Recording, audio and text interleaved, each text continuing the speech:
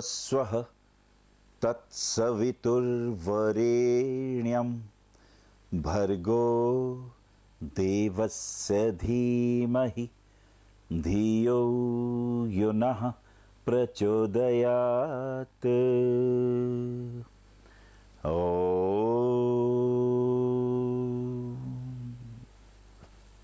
मित्रों, मैं अनिल वत्स 2014 के राशिफल को आपने बहुत सराहा। मेष राशि से लेके मीन राशि तक आपकी ही प्रसन्नता के लिए पूरे वर्ष का राशिफल आपके सामने हमने रखा और आपने उससे सराहा। और बहुत से मित्रों के फोन आए, गुरुजी क्या ही अच्छा हो अगर हर महीने का राशिफल भी आप देना शुरू कर दें। तो हमने विचार कर लिया कि चैत्र मास, जी हां, अप्रैल का महीना, हिंदुस्तान का तो नया साल चैत्र मास से ही शुरू होता है। नव वर्ष, नव संवत्सर, तो प्लवंग नामक संवत्सर से यह साल शुरू हो रहा है और 31 तारीख से लेकर 7 तारीख तक नवरात्रे भी हैं। नवरात्रे शक्ति संचय और शक्ति संवर्धन के नवरात्र जो देते हैं हमें धर्म, अर्थ, काम और मोक्ष, और देवी मां की मिलती हैं अपार कृपाएं, जिससे करते हैं हम व्यापार, करते हैं नौकरी, पाते हैं यश और कीर्ति। और ये अप्रैल का महीना बहुत अद्भुत है। हनुमान जी की जयंती भी इसी महीने में है। जी हां, 15 अप्रैल को हनुमान जी की जयंती भी है। हनुमान जी जागृत देव हैं और संपूर्ण विश्व को हर प्रकार के अरिष्ट अनिष्ट से बचाने के लिए उनकी कृपाएं किसे प्राप्त नहीं चाहिए। और इसी के साथ साथ मेष राशि अप्रैल महीने में क्या प्रभाव दिखाने वाली है, आइए मित्रों यात्रा शुरू करते हैं। मेष राशि और अप्रैल का महीना, जी हां, अगर हम ध्यान से देखें तो 2 तारीख तक चंद्रमा मेष राशि में ही संचरण करने वाला है। ये रही मेष राशि। चंद्रमा जिस नंबर पे होता है आपकी जन्म कुंडली में, वही आपकी राशि होती है। अब देखिए, चंद्रमा यहां 1 नंबर पर है, तो जिन लोगों का चंद्रमा अपनी जन्म पत्री में 1 नंबर पे लिखा हुआ है, उनकी वही मेष राशि हो जाएगी। और मान लीजिए चंद्रमा 2 नंबर पे लिखा हुआ हो तो आपकी वृषभ राशि है। इसी तरह चंद्रमा 3 नंबर में आ जाए तो आपकी मिथुन राशि है। इसी तरह राशियों के क्रम आपको याद रखने चाहिए। चलिए, मेष राशि का चंद्रमा, और 31 तारीख से जैसा आप जानते हैं नवरात्रि शुरू हैं। देवी मां की आराधना करें, शक्ति का संचय करें और देवी मां से लें आशीर्वाद। आपका स्वामी है मंगल। 2 तारीख तक का फलित क्या निकलता है, मां की यदि लेंगे आशीर्वाद तो आपकी मनोकामनाएं होंगी पूर्ण। प्रॉपर्टी के क्षेत्र में अगर रुपया लगाएंगे तो आपको लाभ होगा। इसी के साथ साथ पत्नी के साथ संबंध तो मधुर रखने होंगे। व्यर्थ के लड़ाई झगड़े से दूर रहना होगा। बच्चों पर भी इसका बुरा असर पड़ता है। और एक बात और भी कहनी है कि अपने घर का वातावरण प्रेम पूर्वक रहना चाहिए। इसके लिए हनुमान जी के मंदिर में जाके लगाएं एक ध्वज, हनुमान जी के मंदिर में प्रसाद चढ़ाएं और उनका ले आशीर्वाद, आपके बिगड़े काम बन जाएंगे। और मित्रों, 5 तारीख तक चंद्रमा वृषभ राशि में आ जाएगा। जैसे चंद्रमा वृषभ में आएगा तो क्या लाभ होगा, देखिए, आपका चतुर्थेश धन भाव में आ जाएगा। यानी जो रुपया रुका हुआ है, अटका हुआ है, उसके पाने के योग बन जाएंगे। इसी के साथ साथ पत्नी के साथ भी संबंध मधुर होने लग जाएंगे। और हां, किसी ऐसे महिला मित्र के कारण आपको पैसे के मामले में अगर कहीं फंसे हुए हों तो उसके मिलने के योग बनते हैं। घूमने फिरने के भी योग बन रहे हैं और बच्चों के साथ समय खूब अच्छे से बीतने वाला है। और मित्रों, अगर हम बात करें 7 तारीख तक, 5 से 7 तक चंद्रमा मिथुन राशि में चला जाएगा। कोई शुभ काम होने वाला है, परिवार में कोई मांगलिक कार्य होगा, भाग्य आपका साथ देगा, भाई बहनों के सहयोग आपको प्राप्त होंगे, मित्रों के साथ भी कहीं ना कहीं घूमने फिरने के योग बन जाएंगे। लेकिन एक बात ध्यान रखें, अपने क्रोध पे संयम रखना है। व्यर्थ किसी की आलोचना करने से कोई लाभ नहीं होता। और अपने स्वास्थ्य का आपको ध्यान रखना है। जी हाँ, ऊपर से नीचे उतरते वक्त ध्यान रखें कहीं पैर न स्लिप हो जाए, पैरों में कोई तकलीफ ना आ जाए, इसका हमें ध्यान रखना होगा। और इसके लिए हनुमान जी की आराधना करने से ये कष्ट स्वभावतः ही दूर होने लगते हैं। और मित्रों, अगर हम बात करें 7 तारीख से 10 तारीख तक, तो चंद्रमा कर्क राशि में आ जाएगा। जैसे चंद्रमा कर्क राशि में आएगा तो ये चंद्रमा अपनी राशि में आ जाएगा। यो यो भाव स्वामी युक्तो स्वामी दृष्टो तस्याति वृद्धि के अनुसार चंद्रमा कर्क राशि में होने से अपने ही घर में होगा। आपके रुके हुए काम पूरे होने लगेंगे। और कहीं नौकरी में एप्लीकेशन दी हो और प्राप्ति में दिक्कतें आ रही हो तो ये समय अनुकूलता का है। बॉस के साथ संबंध मधुर बनने लग जाएंगे। माता के चरण छू के यदि लेंगे आप आशीर्वाद तो आपके बिगड़े काम बनेंगे। और गाय को रोटी खिला देने से, जी हाँ, गाय को रोटी खिलाने से तो विशेष आशीर्वाद मिलेंगे। व्यापार में अगर रुकावट आ रही हो तो प्रातःकाल गौ माता को एक रोटी खिलाएं। और उसका एक नियम है, पहली रोटी जो बने उसमें एक तरफ सेकें, दूसरी तरफ ना सेकें। दूसरी तरफ उसके ऊपर थोड़ा गुड़ रख दें और ऐसा गुड़ समेत रोटी अगर गौ माता को देंगे, मनोरथ आपके पूर्ण होने ही वाले हैं। यदि आप कोई नया वाहन लेने का सोच रहे हैं तो ये तारीखें आपके अनुकूल हैं। हो सकता है कोई वाहन प्राप्ति का योग आपको प्राप्त हो जाए। और मित्रों, इसी के साथ साथ 10 तारीख तक अगर हम देखेंगे चंद्रमा कर्क राशि में है और 10 से 12 तारीख तक चंद्रमा सिंह राशि में आने वाला है। जैसे ही चंद्रमा सिंह राशि में आएगा आपके मित्रों के सहयोग मिलने शुरू हो जाएंगे।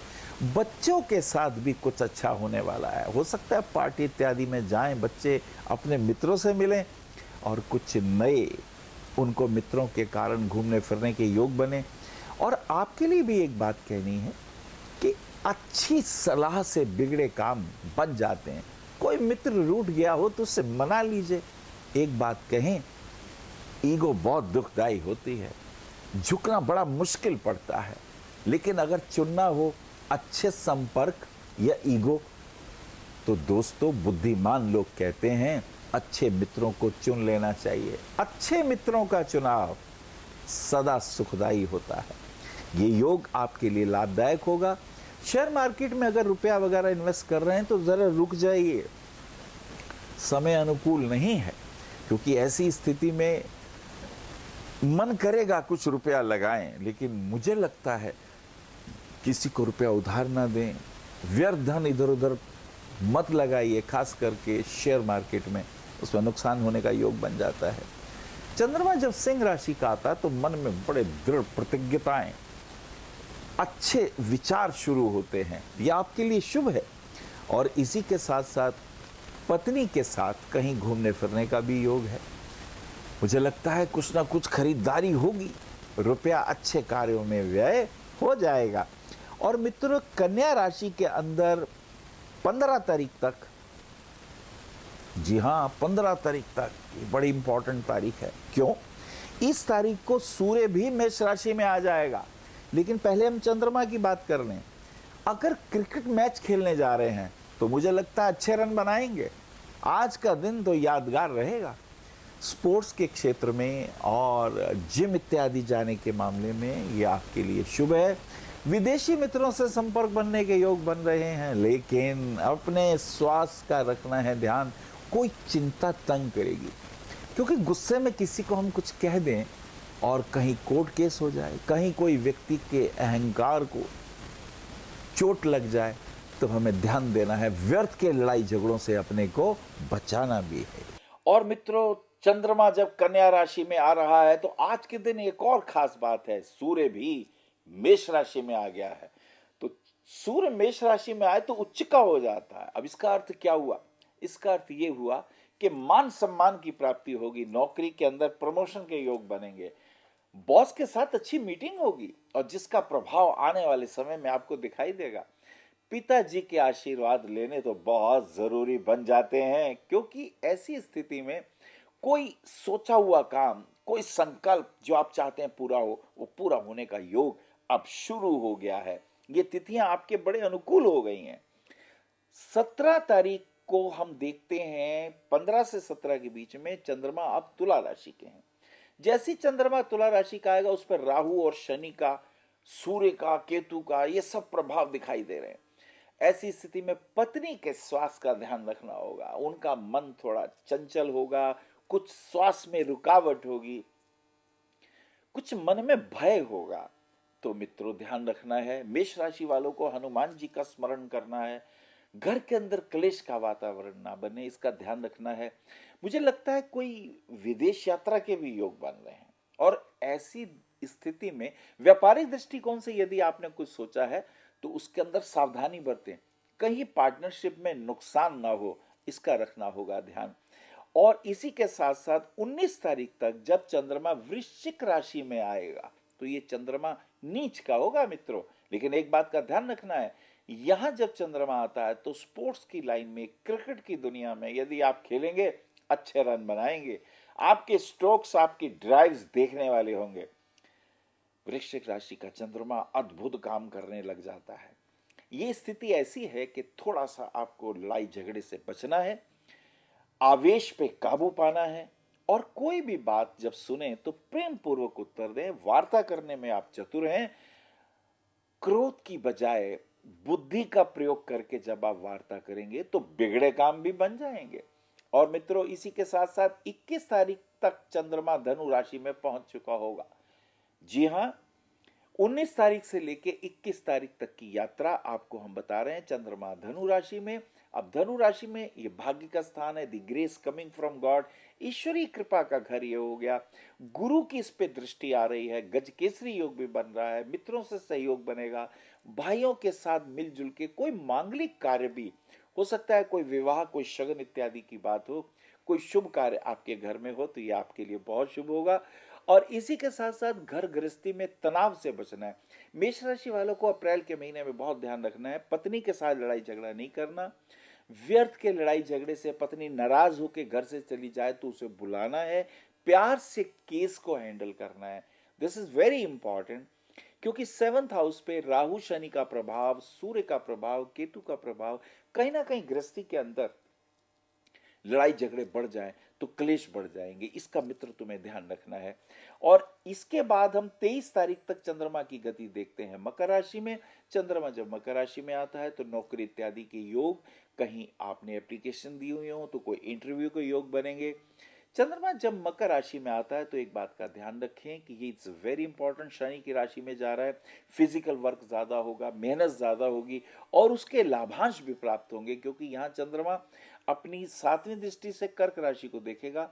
माता के स्वास्थ्य की थोड़ी चिंता रहेगी, उनके स्वास्थ्य का ध्यान रखें। और इसी के साथ साथ 25 तारीख तक चंद्रमा कुंभ राशि में प्रवेश कर जाएगा। जैसी चंद्रमा कुंभ राशि में जाएगा मित्रों तो एक बात का ध्यान रखेंगे कि ये एक बहुत इंपॉर्टेंट टर्निंग पॉइंट आएगा।